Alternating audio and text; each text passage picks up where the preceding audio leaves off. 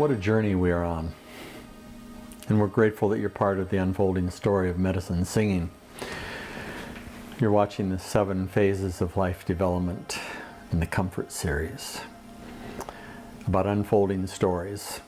And we hope to be a part of yours, sharing this journey together. We're deeply grateful. We have now arrived at the 5th phase of life development. We've come from discord and submergence and emergence, quiescence, now volitation. Volitation, the ability to act or the ability to fly, to take flight, to rise on the currents. Volitation, the 5th phase of life development. Hearing the word volitation may make you think of the word volatile, which means explosive. Here, the word volitation about flight also means expansive. We are about to have our horizons expanded and our lives enriched beyond belief. The experience of expansiveness in volitation, as though we are literally taking flight. It is, as one friend calls it, the flight of the soul. Another friend calls it the heart flight. In any of its meanings, it is immense. In volitation, the ability, act, or process of taking flight, we also think of aviation. We think of aircraft. They're being made and they're putting into production and then they're taking flight one day. We acknowledge that aircraft are made to take flight, and that's true for us as well. In volitation, we are made to take flight. To remain on the ground would be dangerous. It would be against the very nature of volitation itself in this 5th phase of life development. In the United States, in a state called Indiana, were 2 young boys. They love to experiment, they love to explore. And their story is one of following one's dreams baby step by baby step. And sometimes how one dream majestically leads to another and to another. And so it came to be that these 2 boys not only explored putting things into print, but also developing mechanical aspects that eventually became a bicycle. Their story is one of starting in one place with one dream and taking the baby steps and finding another dream and another dream and another dream. They then moved from Indiana to Dayton, Ohio, and one of them dropped out of high school at that time and began to explore more of matters of print. And the other spent time taking care of their mother, who was terminally ill with the disease and disorder of pneumonia.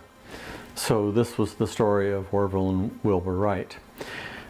And let's pay attention to the character qualities of the story.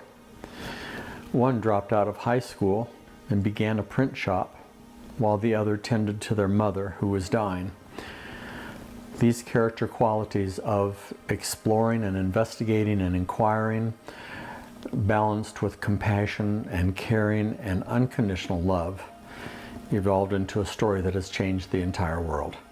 And these 2 fellows, Wilbur and Orville Wright, in Dayton, Ohio, became friends with a young man named Lawrence Dunbar, who was becoming known as a poet. Isn't it interesting, this story of Orville and Wilbur Wright and Paul Laurence Dunbar, who eventually became poet laureate?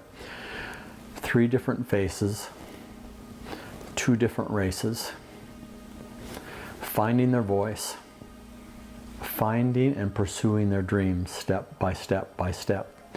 The Orville Wright and Wilbur Wright brothers starting with a print shop while caring for their dying mother, evolving to bicycles, and meeting Paul Laurence Dunbar, who with his voice began to move an entire nation and beyond with his poetry and stories of recounting aspects of slavery and the suffering of his peoples, empowering them by the hundreds of thousands with the words of poetry that took flight.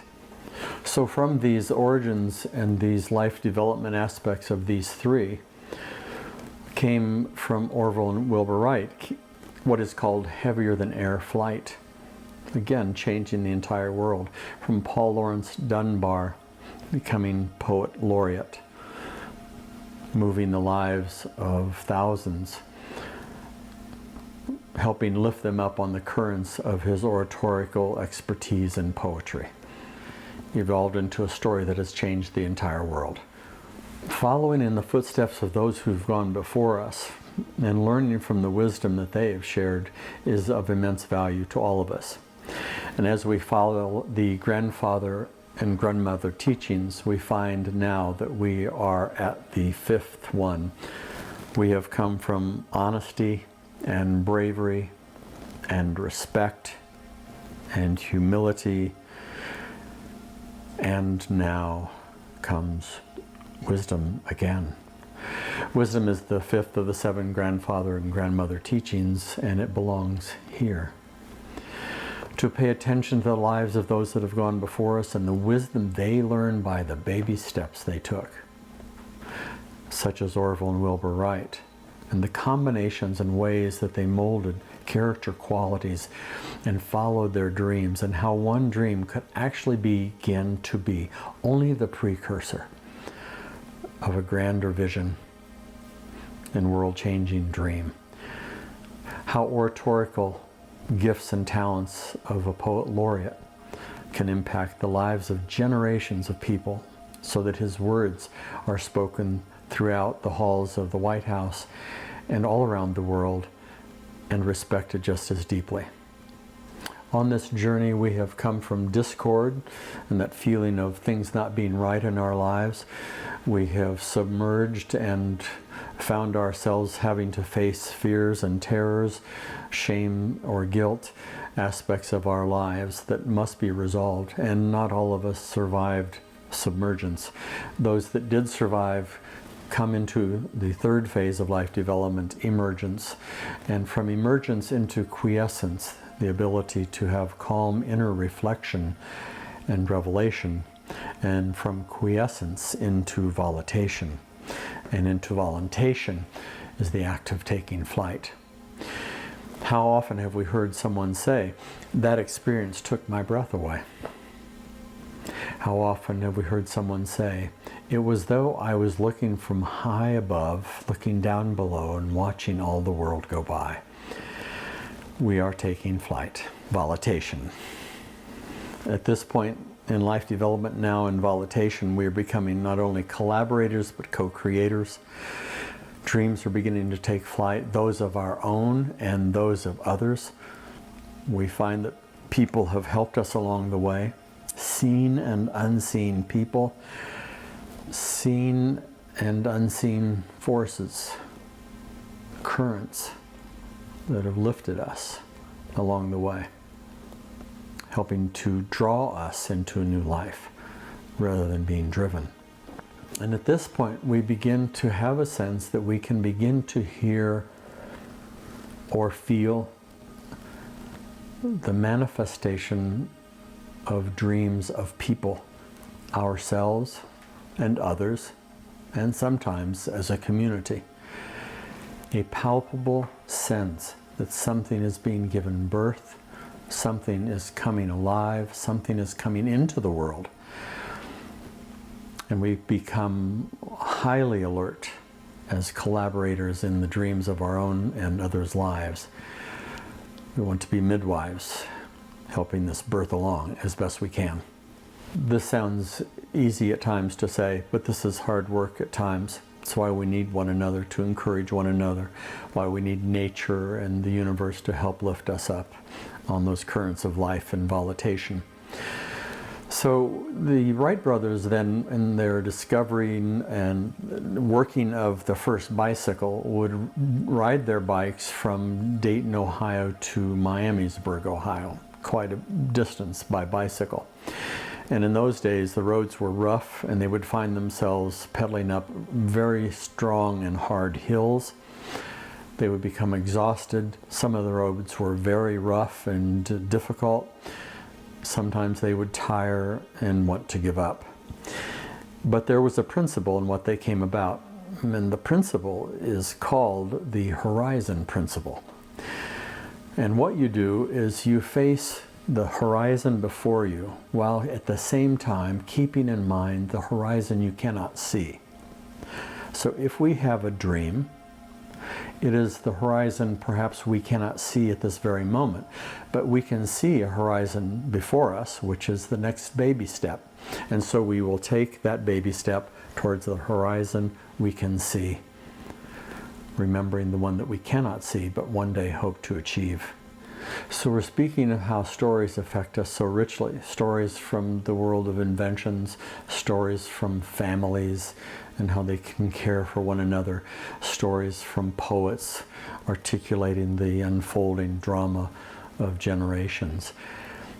Stories, your story and my story, unfolding before us at this very moment, using the horizon principle, one step at a time, while keeping in mind the horizon we do not see, which is the dream we aim for. I applied this technique of the horizon principle when trekking the Andes of Peru. My daughter Olivia had gone to volunteer in Lima, Peru, working with children, and invited her sister Shauna and myself to come and visit her before the end of her term there. That's where the dream started. Before even going, it involved getting physically fit so we would be able to handle the duress of such rigorous mountain climbing and trekking, and at high altitudes at that. And that was from the help of my daughter Shauna in New York City, who is a yoga and Thai body worker.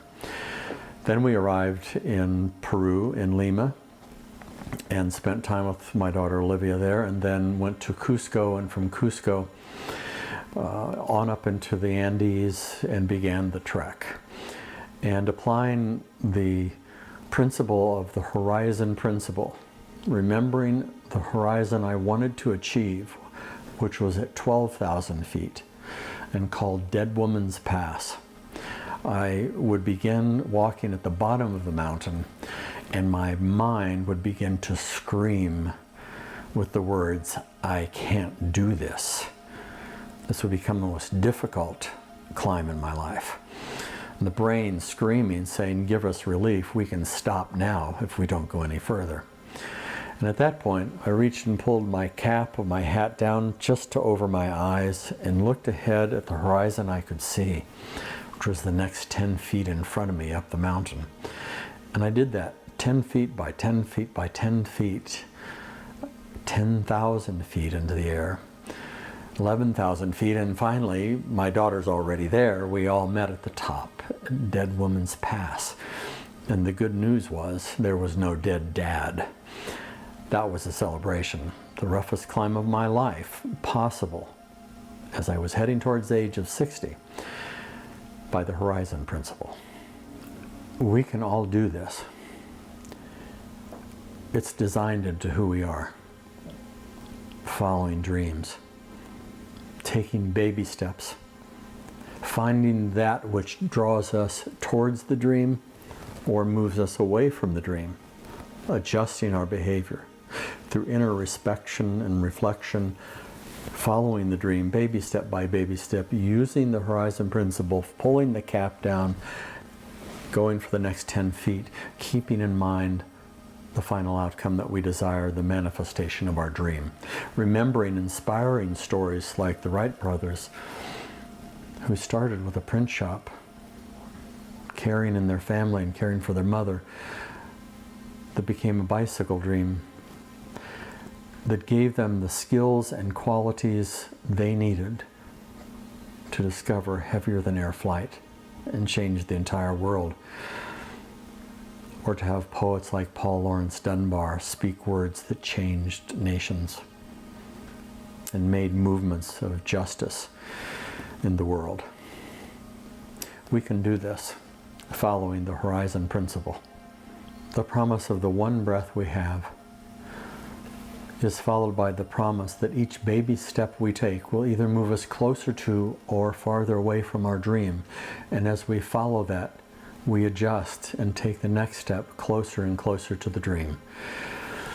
Well, coming down from the Andes on the last day, thinking that the dream had been achieved and we'd trekked the Andes and we were all well, and also had gone down to the Amazon, came down in this bus towards town, and in the distance heard a flute playing, and it was a man named Tito de la Rosa playing the indigenous Peruvian flute.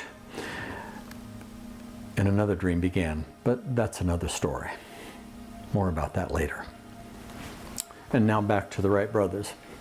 Remember, at some point in time, we all have to face this. At some point in time, we have to see if our dream will fly. It's got to get off the ground. It's got to take that risk, take that chance, and let everything go. In between the inhale and the exhale. And watch the dream. So we move forward. Here is now the direction of above in terms of the 7 directions. Of course, in the wisdom of the Bakanga, we now are opening our lives more and more as our dreams take flight. So let me ask you this then, in terms of your dreams. Do we get there all by ourselves? No. Sometimes, do we take steps and actions that are entirely up to ourselves, and we do it alone? Sometimes, absolutely yes. Absolutely alone. Sometimes, with others. Absolutely yes. Did we get to where we could take flight all by ourselves? Our dreams take flight? Absolutely not. Not without our helpers and heroes and healers. Not with seen and unseen people and forces supporting us and us supporting them. Will we reach the next horizon on our own steam, our own power alone? Absolutely not. Will we be able to sustain the flight of our dreams once they've taken off? Never. And what a blessing it is. We're not alone. And so here we are, dreamers. At some point it has to take off. And there's a long line of people that have helped us to get here. Let's go back even further in the history of flight. Since humans were ever around, they have been taken aback by the majestic flight of the eagle. Its ability to soar at heights unimaginable before.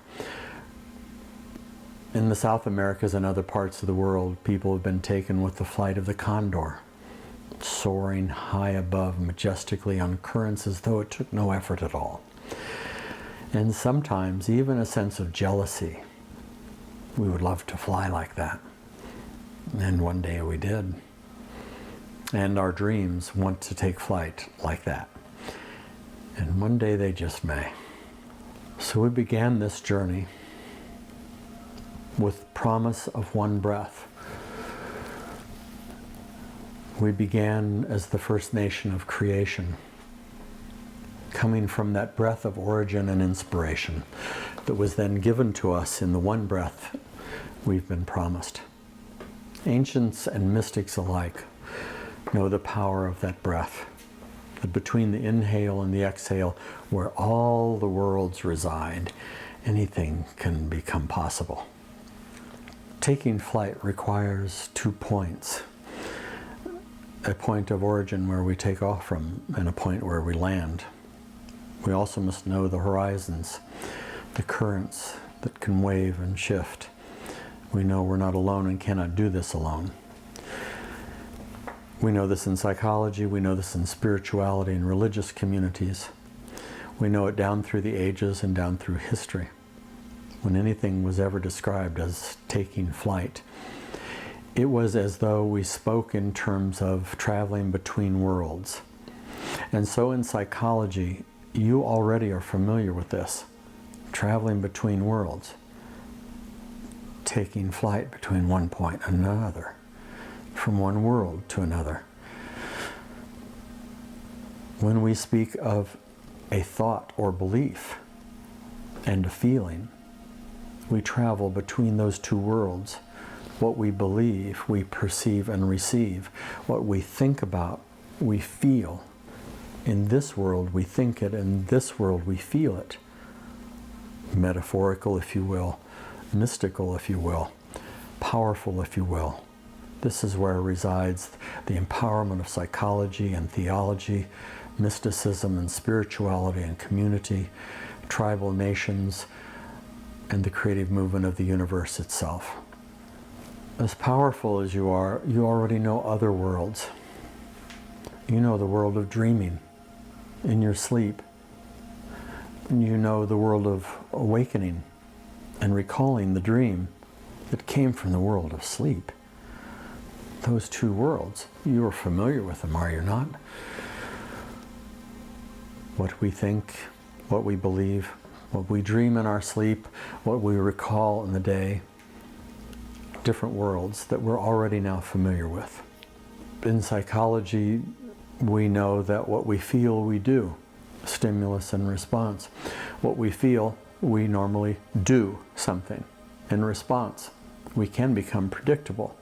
If those two are welded together, without that space in between where spirit resides, well, our life becomes a disease, an illness. That space in between what we feel and what we do is where the universe resides. These are two different worlds, and so we are all familiar with some aspects of traveling between worlds, thoughts and feelings, sleeping dreams, and twilight dreaming, a thought and a feeling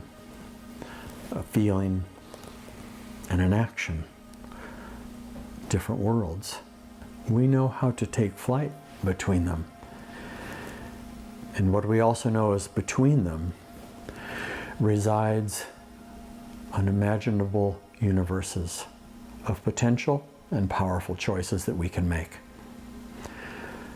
Some cultures and ancients have spoken literally of flight between worlds. Not only between thoughts and feelings, but between other worlds themselves. The Celtics had the tree of life called Yggdrasil, and there were three worlds, the upper and the middle and the lower world, and you could mystically travel from world to world. You had to be brave and you had to face great fears. This all sounds strangely familiar. You had to have courage and follow your dreams to travel the different worlds, overcoming obstacles, roadblocks, and detours, taking each horizon as you could, never forgetting the horizon of your dream. And so we learn from that Celtic mythology. The Bakanga in Western Africa also have that world above and the world below, the world of the Creator, the world of humans, and the world of the ancestors, or the land of the dead. Although they are not the land of the dead, they are the land of the ancestors, where you become an ancestor not because you grew old, but because you grew wise, and you were brave, and you were powerful, and you followed that horizon. You become an ancestor. Those three worlds in the Bakanga faith and experience of Africa, present today as well. The cosmology of the shamans of Peru. It has an upper and a middle and a lower world. On behalf of someone with an illness, a shaman can journey on their behalf to the other worlds, and therein retrieve a part of that person that was lost in an experience of trauma or turmoil. Retrieve it and bring it back and put it back into the body of the wounded patient. They could travel different worlds.